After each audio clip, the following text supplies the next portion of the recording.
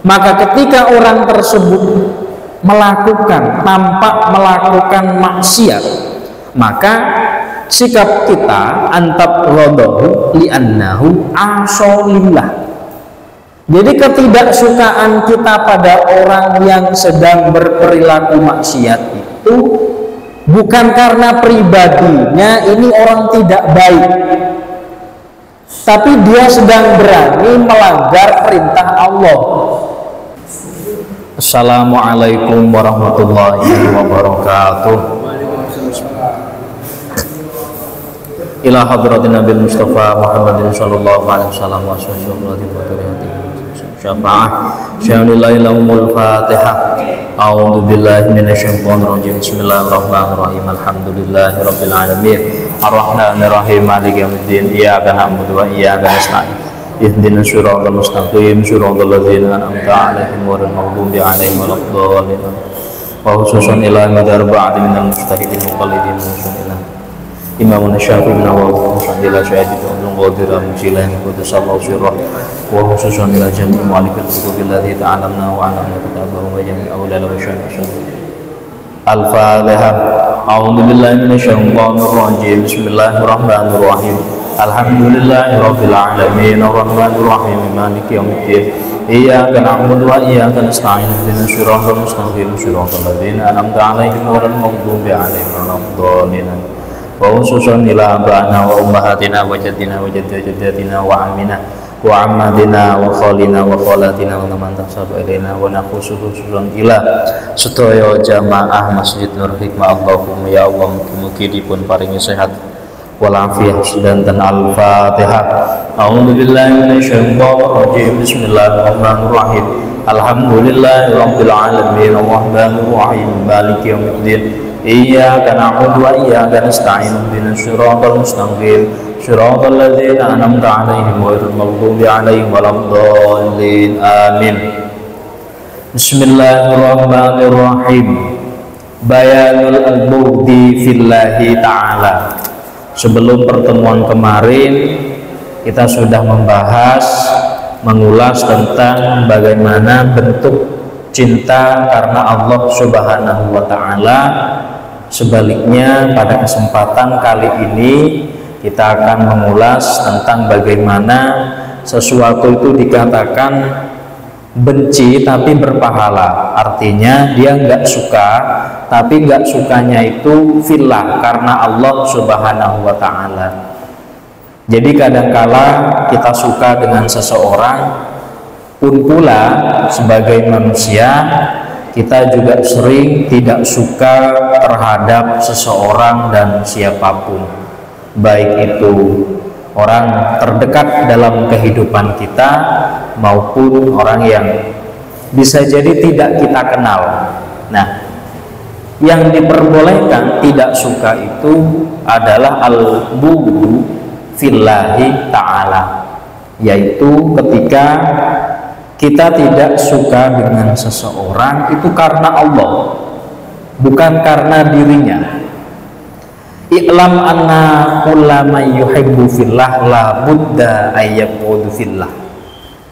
Jadi tidak suka karena Allah itu adalah perilaku otomatis ketika seseorang mencintai, menyukai sesuatu fillah karena Allah. Jadi kalau kita senang dengan sosok seseorang karena dia mengenalkan kita kepada kebaikan dan kita menyukai pribadi tersebut itu karena Allah, maka secara otomatis ketika ada pribadi yang bertolak belakang dengan orang yang tidak kita suka, itu dengan orang yang kita suka, maka ketidaksukaan kita pada pribadi yang terbalik itu juga harusnya fillah, harusnya karena Allah. Fa innaka in ahbabta insanan li'annahu muti'un lillah. Jadi ketika kita mencintai, suka dengan manusia, suka dengan seseorang, li'annahu muti'un lillah, karena orang tersebut berbakti kepada Allah, dalam kurung orang soleh, orang yang ahli ibadah, yang tidak pernah terlihat maksiat, siapapun itu, fa in asahu fala budda an taqadahu li'annahu aso lillah wa mamqutun indallah. Jadi misalkan saya tidak suka dengan Pak A karena dia sedang melakukan maksiat yang tampak di depan mata saya, apapun itu dalam pelanggaran agama misalkan. Ketidaksukaan saya itu bukan karena dia itu Pak atau Ibu A, tapi dia sedang melakukan perbuatan yang dilarang oleh Allah. Nah, sikap semacam itu yang harus dimiliki oleh setiap insan seharusnya, sehingga yang timbul, yang muncul nanti itu bukan malah menjauhinya, malah mengata-ngatainya, malah mendiskriminasinya. Jangan. Justru yang muncul itu adalah perasaan mesake, kasihan. Ya Allah, mesake cahui sik enom sik ruso mbakne wonge maksiat, mesakne jane umure iso digawe kerja ya lho. Melihat orang tua yang sudah udzur secara usia melakukan perilaku maksiat, kita bukan malah jijik, tapi kasihan. Ya Allah, mesakne baik maksiat padahal secara umur sudah tua. Jadi definisi ulama itu allazi yandurunal ummah bi'ainir rahmah, orang yang melihat orang lain itu dengan pandangan kasih sayang. Bukan berarti dia, mohon maaf, ahli judi, ahli mabuk, pokoknya ahli maksiat yang dilarang di dalam agama. Kalau semakin kita jauhi, semakin kita benci orang tersebut, bukan karena perilakunya tapi karena pribadinya, ya bagaimana orang tersebut akan kenal dengan Allah? Bagaimana orang yang sedemikian itu semakin kenal dengan Allah, lalu orang yang kenal dengan Allah saja menjauhinya? Nah, maka ada beberapa dai mungkin yang masuk ke dalam hal-hal yang di mata masyarakat itu tabu, itu tidak baik. Itu bisa jadi mereka itu bukan memandang perilaku maksiat adalah pribadi yang kotor, tapi mereka nggak suka ketika lihat orang durhaka kepada Allah. Karena mereka nggak suka karena Allah, sehingga tidak menjadikan mereka untuk jauh dari orang-orang yang belum dapat hidayah dari Allah, belum mendapatkan pertolongan dari Allah. Dia dekati sedikit demi sedikit itu, dan seterusnya. Itu termasuk perilaku orang yang gak suka kepada orang lain karena Allah, bukan karena orangnya, bukan karena si fulan, bukan karena si siapa, tapi karena perbuatannya itu sedang melanggar perintah Allah. Dia nggak rela ada manusia terbaik umat Nabi Muhammad yang mengucapkan kalimat syahadat, yang mengesahkan Allah Subhanahu wa ta'ala, sing cara ditekoki sik wedi nang neraka, kuwi gak rela cah kuwi terus-terusan ngelakoni maksiat. Karena dia nggak rela, karena dia merasa kasihan, lalu tidak ada jarak antara dirinya dengan perilaku orang yang berperilaku maksiat untuk menyadarkan, membimbing, mengingatkan, walaupun hasilnya itu tetap milik Allah Subhanahu wa ta'ala. Jadi jangankan kita, Nabiullah Nuh alaihi salam itu ketika berdoa minta putranya, ini putranya sendiri, Kan'an, supaya dia dapat hidayah, itu sama Allah gak dikabulin kok. Bahkan dalam satu ayat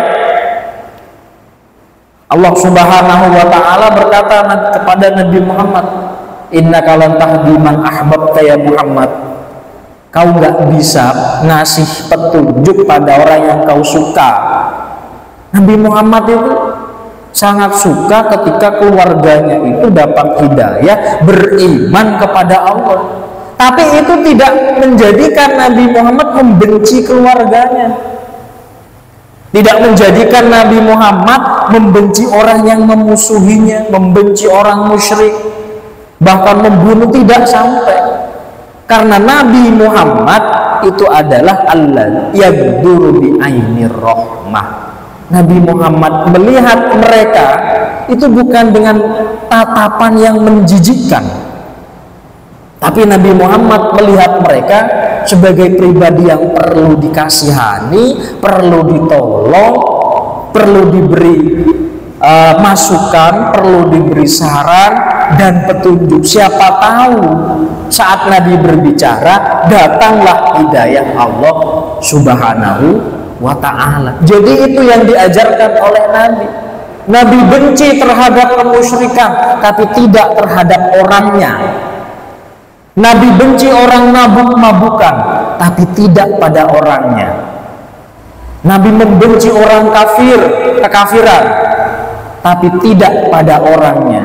Karena biar bagaimanapun hakul insaniyahnya itu tetap diberikan, hak-hak kemanusiaannya untuk dikunjungi, untuk didoakan, untuk silaturahim, itu tetap Nabi ajarkan. Sehingga ketika Nabi nggak suka dengan sesuatu, itu bukan karena pribadinya, tapi yang bersangkutan itu sedang melanggar perintah Allah Subhanahu wa ta'ala. Sehingga waman ahabba li sababi fabid daruratin yabghudu lididdi. Barang siapa yang menyukai sesuatu karena Allah, maka ketika dia membenci juga harusnya karena Allah. Jadi kalau kita melihat kemaksiatan, orang melakukan maksiat tidak sesuai dengan ajaran syariat Islam, ya jangan sampai kita benci karena dianya, tapi kita tidak suka dia melakukan maksiat kepada Allah Subhanahu wa ta'ala. Sedangkan Islam itu adalah agama yang rahmah, bukan agama untuk datang untuk mengutuk, untuk mencaci, untuk mengumpat, itu tidak. Bahkan Nabi Muhammad mencontohkan sendiri kepada yang tidak beriman kepada Nabi Muhammad, Nabi tetap berbelas kasih. Karena apa? Karena Nabi mencintai kebaikan karena Allah, bukan karena yang melakukan kebaikan istrinya, kerabatnya, teman dekatnya, bukan. Tapi karena mereka takut kepada Allah, sehingga cinta Nabi karena Allah. Pun pula ketika Nabi nggak suka juga karena Allah, bukan karena dia tetangganya. Wanjen Pak Iku kok kelakuannya kayak ngono. Wah, itu bisa jadi ketidaksukaan kita bukan karena perilakunya, tapi pribadinya. Nah, itu sudah masuk kepada hasrat syaiton gitu, untuk mengadu domba. Wa idharu bughdi yakunu bikafil lisan an mukalamatihi wa muhadatsatihi. Cara terbaik ketika kita marah terhadap sesuatu yang sifatnya melanggar agama, itu nggak usah dibicarakan, didiemin aja. Artinya kita sedang marah kepada yang bersangkutan, yus nggak usah dijak ngomong sebentar, biar dia perasaan bahwa kita sedang marah itu. Wal iqrab, atau kita berpaling sing biasane nongkrong bareng, ngopi bareng, dilalah dino iki telung dino iki kok ra eneh, bakne wonge mutung. Lha napa kok mutung? Lah awakmu main judi ya, aku tak nyingkrih sik ngono. Kok nek awakmu tobat, aku tak barengi meneh. Nah, misalkan semacam itu. Jadi mutungku bukan karena awakmu utang nang aku, enggak, tapi mergo awakmu sik nglakoni maksiat. Gue nek wis bar tak kancane meneh. Itu nuduhkan berarti dia mau berteman karena sedang bermaksiat, berarti dia enggannya itu karena Allah Subhanahu wa ta'ala. Wa dzalika bihasbi darajatil fisqi wal maksiat as-sadirati minhu. Amma ma yajri majratal hafwat allati ya'lam annahu mutanaddimun 'alaiha fal aula fihi as-satru wal ihmat. Jadi ketika ada orang melakukan perbuatan maksiat dengan tanpa sadar dan tanpa disengaja misalkan, lalu ada potensi yang bersangkutan itu akan taubat dan akan getun, maka bagi orang yang menjumpainya itu yang lebih utama itu adalah menutupi aibnya. Ini bahkan sama orang yang maksiat saja, yang jelas-jelas melanggar perintah Allah, bagi orang yang memang pantas, kita itu diperintahkan untuk menutupi aibnya, jangan diumbar, jangan diviralkan gitu loh. Tujuannya apa? Supaya orang tersebut merasa dihargai, merasa masih mendapatkan tempat di sisi masyarakat. Bisa jadi dia akan kembali ke jalan yang benar seiring berjalannya waktu. Hidayah atau tidak itu murni kekuasaan Allah Subhanahu wa ta'ala. Tugas kita, ya kita hanya membarengi, kita hanya ngasih support, kita hanya ngancani dan lain sebagainya. Itu yang bisa kita lakukan, sembari mendoakan supaya yang bersangkutan tetap mendapatkan hidayah dari Allah Subhanahu wa ta'ala. Jadi hadirin yang saya hormati, dari awal ketika kita mencintai, menyukai, senang dengan sesuatu karena Allah, maka sebaliknya ketika kita nggak suka dengan orang yang meninggalkan sholat, ya orang yang mabuk-mabukan, orang yang maksiat kepada Allah, maka kita nggak sukanya bukan karena orangnya, tapi karena dia sedang durhaka kepada Allah. Ketidaksukaan kita itu bukan jijik, tapi kasihan. Mesakne cah. Sama kayak orang anak kecil itu loh. Anak kecil kalau terlalu banyak makan gula misalkan, susu mesakne cawi gak mangan gula gak iso turu, susu layu penyakitan tau lah, sama semacam itu. Bukan berarti dia makan gula kita nggak suka, enggak, tapi mesakne. Oke, yang sing dipangan barang gak kena akhirnya jadi penyakitan. Nah, cara paling baik ialah menasehati. Kalau tidak bisa, kalau dengan punya kekuasaan dengan tangan, kalau tidak bisa ya menasehati. Paling terakhir, yes, kita doakan semoga yang bersangkutan mendapatkan hidayah dari Allah Subhanahu wa ta'ala. Dan kita yang sudah mendapatkan hidayah, mendapatkan pertolongan, semoga selalu dalam pertolongan dan hidayah dari Allah Subhanahu wa ta'ala untuk tetap istiqomah di jalan yang diridhoi oleh Allah Subhanahu wa ta'ala. Hadirin yang saya hormati, kiranya mungkin itu yang dapat kami sampaikan. Kurang lebihnya mohon maaf. Ihdinas siratal mustaqim. Wassalamualaikum warahmatullahi wabarakatuh.